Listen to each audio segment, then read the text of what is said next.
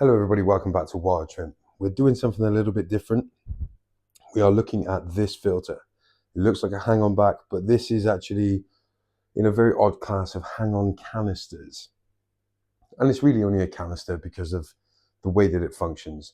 The pump is in the top, it's in the head, and the fact that it's a sealed unit rather than a hang-on back where even if it has a top on it, it's not sealed. So they do run the risk of overflowing if they get clogged, whereas this really shouldn't. Please don't confuse this channel with something that is cheap. Yes, it's low budget, but that's just because I'm not into software and technology. Not into it. So this filter, why did I decide to buy this? One, it's cheap. Two, it seems to be the most customizable, modifiable, because we live to modify. It comes with a 1-year warranty. Let's be honest, nobody's going to bother trying to get their warranty out of this. It was, I think, £22. Just buy another one. 6-watt low energy. That is very attractive as well. You think a 6 watts canister filter, that's ridiculous. That's not going to do anything. Well, we don't know, because what's important to remember with the wattage on this is that there is no head height. So the pump's really not got any resistance to it other than the pipework. It says it would filter up to 200 litres. Now, having put my hands on this, do I believe that's possible? Absolutely. Do I believe that there would be dead spots in the tank because this doesn't have quite a strong enough flow? Absolutely. So would I do it for that? No. Maybe with some air stones, maybe 2 of these, one either end? Yes. Yes, I believe that would work. Now, because I was interested in this, I did watch a few other people's unboxings and reviews, and there was a couple of comments which they apparently found baffling and I thought were bleeding obvious. So hopefully, excuse the rustling. So let's get that out of the way. Full disclosure, this has been here for about 24 hours and I've been itching to open the box, but I haven't. So this is genuine first exposure to it.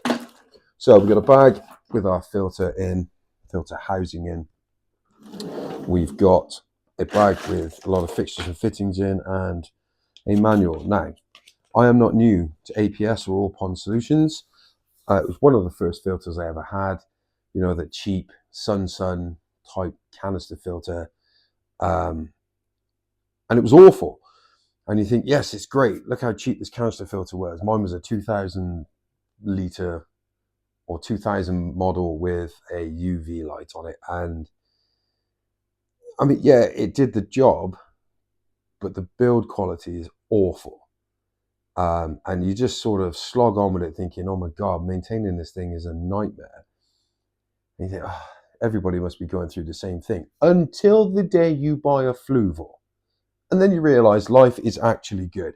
So I looked at this one. I looked at an offering from Higer, which is also a very similar price. It's a beautiful unit, looks pretty customizable. But there's a lot of orange and this, that, and the other on there, whereas I like the stealth, subtle design of this, really. It's not trying to be, oh, look at me. It just lets you get on and look at the tank. So let's get on. I'm aware that I talk too much. Very sorry about the noise. So what we have, oh dear, that happened. It's back. Okay. So what it looks like we've got is some clamps, which will lock into there with a drop lock system. Yeah, really, really stiff. That will get easier over time. However, once you've set it to the size, the thickness of the tank, because this sits over the glass, you won't really need to adjust that. So that is pretty firm. Okay, I'm on board with that. This could be in or outflow. In fact, that is going to be outflow because we've got the elbow at the high point, and this is going to be intake because we've got the long nozzle, which is going to draw from the bottom. Now, one of the comments, right, that I saw from one of these people that was supposed to be doing a review.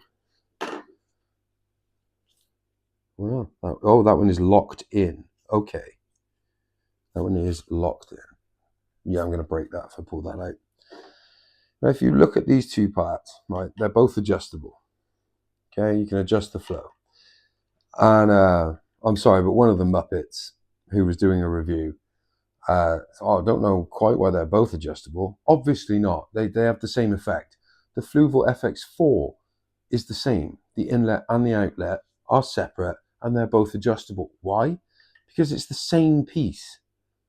They're not going to waste money manufacturing two pipes, the molds, the tooling, all of that stuff that goes into manufacturing, when the same design will do the job. Okay, so we have this little doohickey, which I'd imagine is going to slide in there. That's it, to maintain the gap between the canister and your... That actually feels quite nice. That's caught me off guard a little bit, I'll be honest. The intake strainer, very fragile. Very small gaps though. Small shrimp will get through there, but you know, even a medium-sized juvenile shrimp is going to struggle to get through that. So that, although it's fragile, okay, you know, not discounting that. That must be the adjustment for the duck bill. It's a shame that comes in two pieces. I nearly lost it. So you've got a duck bill and a spray bar option. And now, having taken this apart, I'm not entirely sure how that's going to go back together. So probably should have looked at this beforehand, but you know, raw review. So you can draw from really quite a distance. That is a substantial way into a tank. Yeah, okay. I like the fact that it's modular. I really do. I really do like that. And one of the other things I really like about this is, you notice there is no protein skimmer, no surface skimmer, because I recently got a hang-on back which came with a tank, came as part of a kit, and it's made by Superfish, and it's awful. The way they've designed it to work is just horrendous. Must be driven to get you to buy the cartridges, because it works in an awful way. There will be a review of that on the channel. It's do not buy it. Just don't, ever. Hang-on backs are not the best design ever, anyway. But we'll get into that when we talk about hang-on backs. So yeah, it looks like that's what we're dealing with. So we have duckbill option. Surely that goes in there. There's no other adapter. Oh, that's snug. That does not want to go. What am I missing? What am I not seeing? Answer in the comments and I'll never read it. No, that is just a very tight fit. That's a fair bit of force that's required to put that in there. And if you like, a little bit of adjustability in that, because the seals are all the way at the top, double sealed, very nice to see. So you've got just over an inch and a half maybe, of adjustability there. Don't know if you picked up that tapping noise. One of the rabbit snails took a suicide jump. Yeah, first impressions, genuinely quite impressed so far. Now, I know what to expect in here.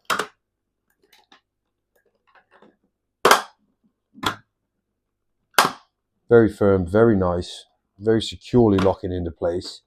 How well that will weather remains to be seen, because it's not always about how well it looks. Yeah, that happens easily.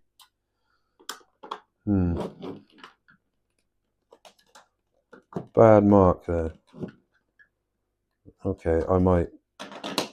Okay, we'll do that afterwards. But they just clip in and out. Just try and be about 20 to 30% more careful than I am.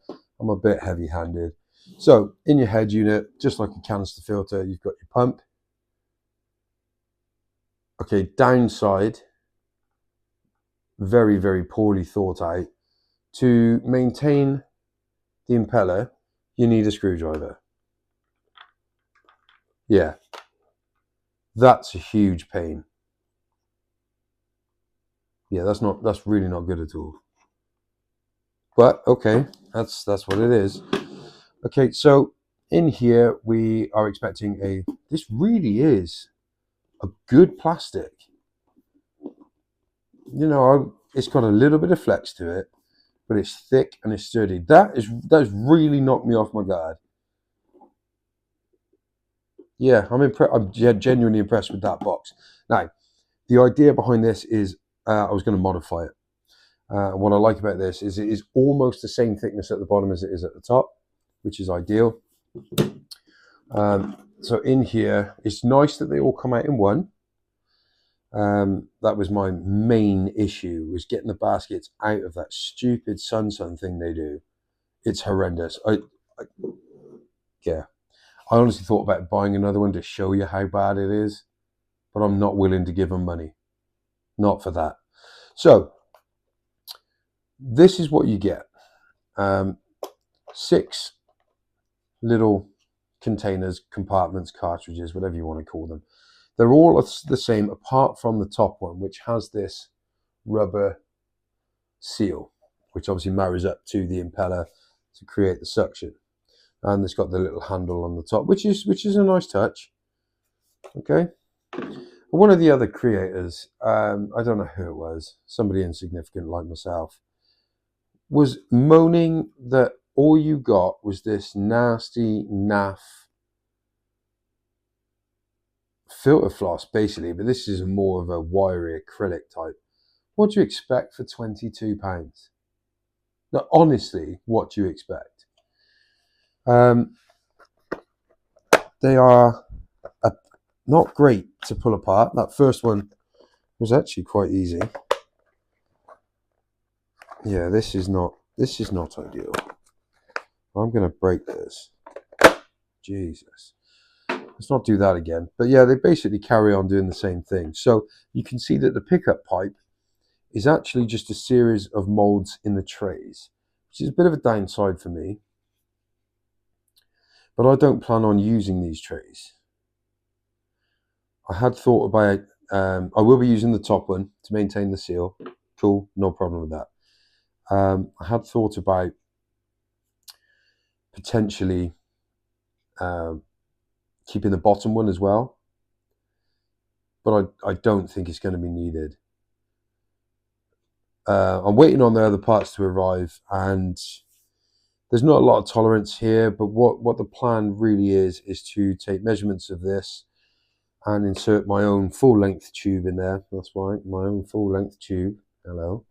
It's that kind of channel now. And basically replace all of this with 1 or 2 blocks of foam. So looking at a coarse foam, because this is primarily for me going to be about a bit of extra biological filtration. Because at the moment I have an unholy amount of fish on one sponge filter. The kind of tank that the uneducated internet user would lose their mind and alert the church elders about. You can't do that. Well, I didn't do that. They bred to that level. They have since stopped breeding, or they're breeding in the fry and not surviving. But they did that themselves. And there's a big difference there. You can add too many fish, but fish will only breed to a critical mass. But I want a bit of the water parameters are fine. And they still only get a water change twice a week, like they always have. So the parameters are fine in there, but this is going to just give me a little bit more peace of mind. I know it doesn't need it, but if anything happens, I spend a night in hospital, I spend a night somewhere other than here, there could be an issue that I haven't picked up on, a death in the tank, and that ammonia spike might be what it takes to send it over the edge. So, yeah, anyway, I'm thinking about maybe 1 block of about 35 ppi foam, potentially 2 blocks, first one being around 15 and then 30. Because it is important to understand how your filters operate, not just canister filters, all filters. In the purpose of a canister filter, it's important to understand the direction of flow. This one, it's fairly simple. Water comes in through here, it hits this basket, sort of settles out, drains through all this naff stuff, exits at the bottom here, and is then picked up by this pickup pipe. It returns all the way up through the series of those into the impeller, which has caused the suction, the vacuum in the first place, and is then spouted out the top here. So as you can see, about where we were talking about 6 watts, where this is actually going to sit on the tank, the height, the head height of what this has got to pump is maybe 2 inches. And the head height of your average canister filter is 3.5 feet. So you don't need a lot of wattage to move water a short distance vertically. That's the plan for it. Like I said, I don't have the sponge, hasn't actually arrived yet. I am still not certain how I'm going to create such a long hole through the foam. It may be a case of just a couple of slits and just forcing the pipe through, which will obviously affect the ppm around the pipe. Sorry, lost my train of thought there. But yeah, if you don't realize, I mean, say this is 1 pore per square inch, the PPI, pores per inch. This is 1. We crush it up, and then another hole comes in. There's now 2. So the more you scrunch up foam, the finer it becomes, and the greater the PPI is. Overall first impressions. Some elements, very well made. This I am genuinely impressed with. I really am. I really am impressed with that. I'm impressed with the quality of the clamps. If you're not ham-fisted and just pull them off, like some weird raged ogre. The power cable, it's got a decent length on it. The plug is rather slim, even though it does say it's fused and there's a space for a fuse in there. That's thinner than your average plug, and it's a sealed unit, so you're not unwiring and rewiring that. Not that there should be any need to. We're not in 1935. I like the fact that this is obvious, and when I say obvious, I mean it's modular in an obvious way. Each part is the same. Just, I'm not harping on about it a little bit, but going back to that Superfish hang-on back, no 2 pieces of that down pipe, the intake pipe, are the same diameter. They are designed to go together one way and one way only. So modifying that was not as easy as I thought it was going to be. Just to get rid of that silly surface skimmer. Just no. No. But yeah, I am really looking forward to this. Obviously, the easiest thing to do would be just fill these with sponge and go with it. But it's going in a tank with sand. It will likely have a pre-filter on it if I can find one with a hole that size. And that's why I'm not worried about having fine foam inside it. I've seen some Wally, is just obsessed with weight of media. You may know who he is, you may not. It holds 1.2 kilos of media. And what? That means absolutely nothing. That doesn't mean it has more filtering capability mechanically. It doesn't mean it's any better in any way for what you have. What it does mean is that it will create more pressure on this point on your glass. It will create more weight hanging off these firm but cheap plastic attachments, and more resistance on the pump. So no, I don't think cramming in a stupid amount of biomedia into this thing just because it has the capacity is the way to go, or the way to go with any filter. I think that is an absolutely ridiculous idea, a marketing gimmick. And yeah, I highly advise against doing that. Modify by all means. We live to modify. But do it with some sort of intelligence. For example, what I'm going to do to this will not be irreversible. So if this was a more expensive unit, I modify it. The warranty is void. when it goes wrong because of what I did to it. Maybe the pump's been struggling, working twice as hard, it's only got half the life length in it. Then what do I do then?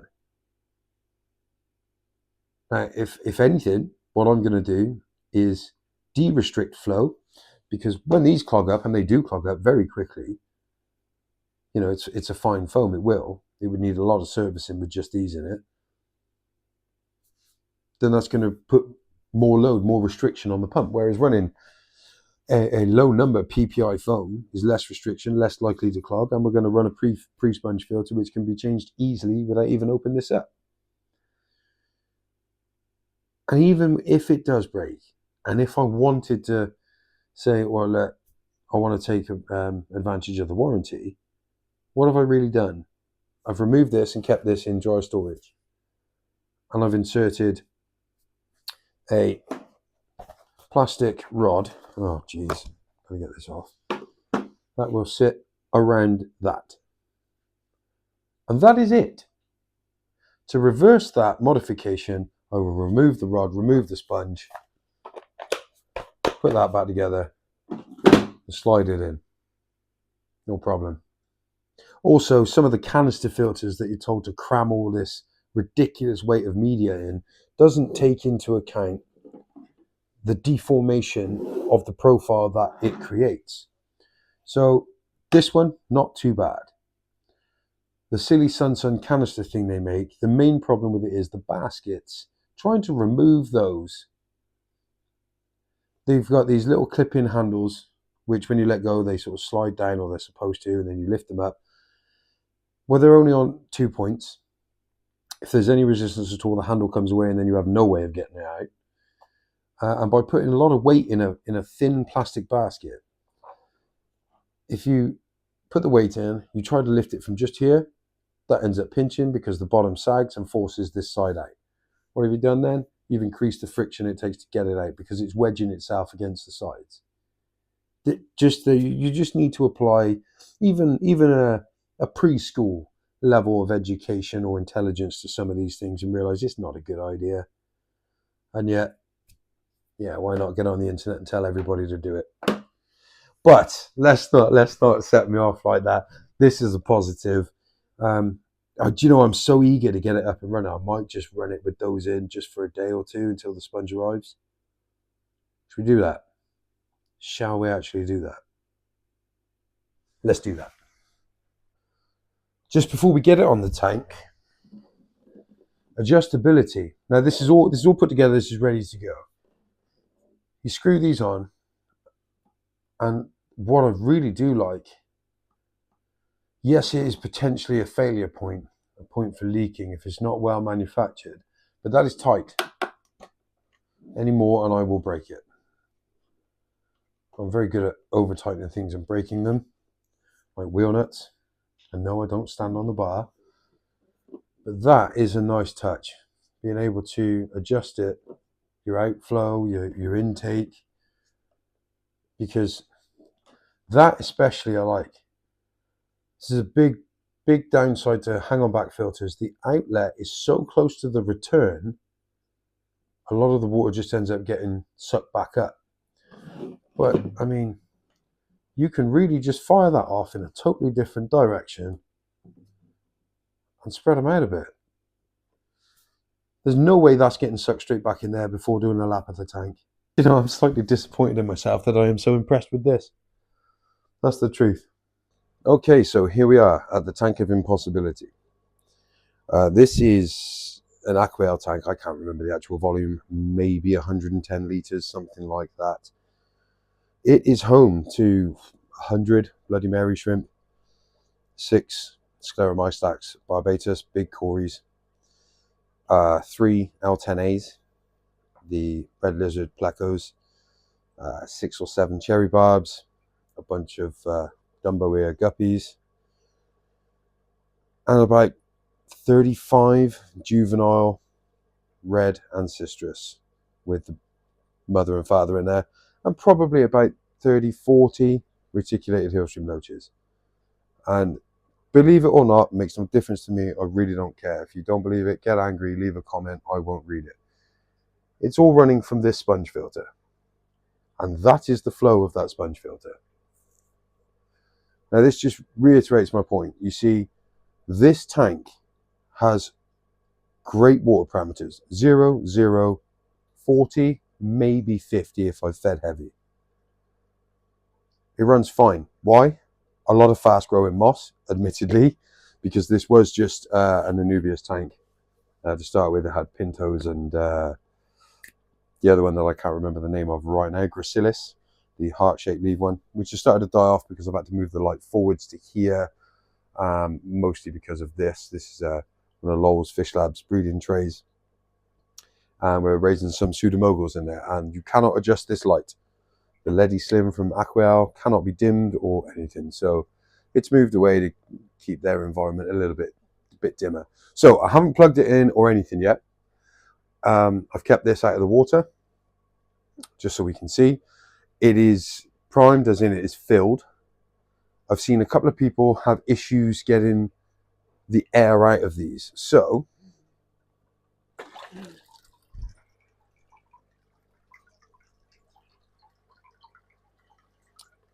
already the guppies are not loving that. The embers have big tails, so yes, we will be most likely changing that for the spray bar or diverting it all the way over there. At least then they've got a choice. They can mix it up in the high flow or sit around in a more sedate area if they like. But it is going to be lowered under the water as well. There was a tiny bit of air movement, and if you're familiar with canister filters, you'll know the air noise that I'm talking about. It's sort of like a little bit of a fizzing, but that stopped very quickly.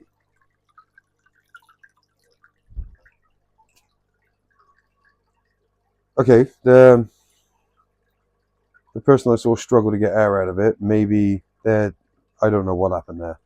Maybe they didn't really fill it up very well, because that was effortless. And that's the one thing I've been worried about. How annoying is that going to be after cleaning to get that thing to run? And no, that was brilliant. No issues with that. But then we are talking about the same person who wanted to ram it full of about 1.5 kilos of media, so couldn't work out how to get the air out of it. But with that little inch of adjustability that I was talking about earlier, we can drop that under the water surface. We've got a little bit of rippling there because of the duckbill. We can increase that or decrease that as much as we want. Do you know, I genuinely hate to say it, and this is what I sound like when I smile uncontrollably, ladies and gentlemen. This doesn't happen often. I'm stood here, hands on hips, like I'm a little teapot. I'm genuinely impressed with this little unit. Genuinely impressed. And at only 6 watts, yes, it means another plug, and that is the downside. If this was possible to run on air, it would be fantastic, unbeatable. But I'm now looking at other tanks in this room that this would be very suitable for, because it's compact. And look how low profile it is. It sits below the glass lip, everything, bar these. That's an impossibility.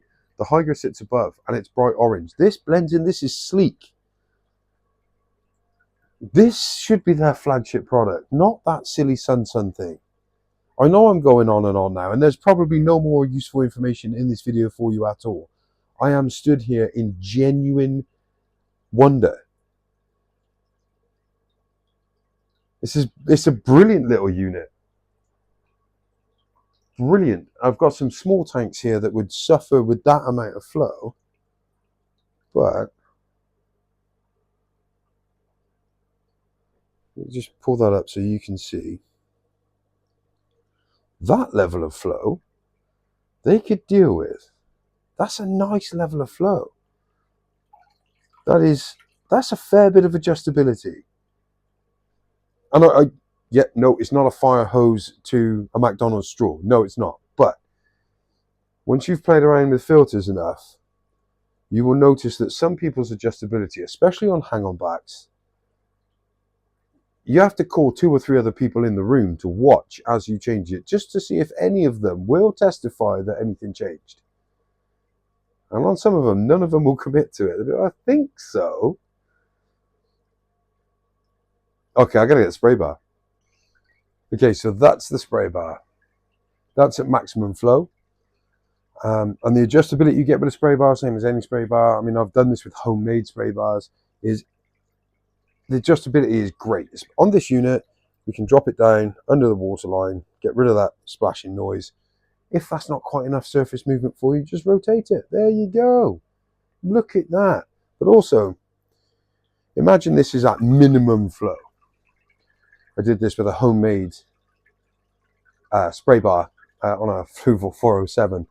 It chucking out a little bit too much. What you can do is just turn it to face the back of the tank. I mean, the versatility of it is absolutely brilliant. Now, if I was to move this unit further down, so that the intake was picking up from around here, and this was straight across the back, we would eventually get a very nice circular flow out across the top and down to return. And that's another bonus to spray bars. If you've never seen a spray bar before, several advantages to a spray bar. That trickling noise, if you find that calming, but that's also a downside if it makes you murderous. Who said that? What you've got is a diffusion of flow. So you've got the same amount of water volume movement over a greater area. So not only is there less pressure and less speed, less velocity coming out of it that disrupts the fish, you also get a wider area of movement. Why is that beneficial? Generally, because the water is moving slower over a greater area, better oxygen exchange. You're also getting the circular flow, a better start to circular flow, obviously, as any filter ejects, it fans out and does create circular flow. But higher oxygen, potentially, a wider flow, pressure reduction, plus all the adjustability. They are a wicked little piece of kit, but it is another extra little thing to have in your tank, and it is also something that will clog up. Not often, but eventually you can get some algae build up in there. Get yourself a bottle brush, take it apart. It's a 30-second job. But that's all I'm going to say, because I have already got far too carried away with this thing, and I have hated All Pond Solutions branded anything for well over a decade, ever since that first canister filter. So we need to know what it's like to live with before I get absolutely in love with this. And that's going to take a bit of time. That will be a separate video. It's not something I'm going to wait 3 weeks for, because I'll forget I've even done this. Probably longer than 3 weeks, in all honesty. You need to know what it's like to take apart, what it's like to maintain. I need to modify it first. And maybe I'll take you through what I've done. Yeah, and just generally what it's like to live with. How reliable is it? So I hope you found something useful in this. At the moment, I would recommend it. However, know this, I have owned it for 10 minutes. So, yeah, make of that whatever you will. Tank needs a bit of a clean up. It's maintenance day tomorrow, so you'll have to forgive me on that. I was a little bit too excited to start it. And with a 3, nearly 4-year-old and a house full of women, it's quite hard to get some peace and quiet, you know. It's going to get me in so much trouble. Oh dear, never mind. So yeah, that is the All Pond Solution HOB Hang On Back 500. Well, on that note, I hope everybody has found a reason to smile today. And even more than that, I hope you have found a way to give somebody else a reason to smile. I'll see you in the next one.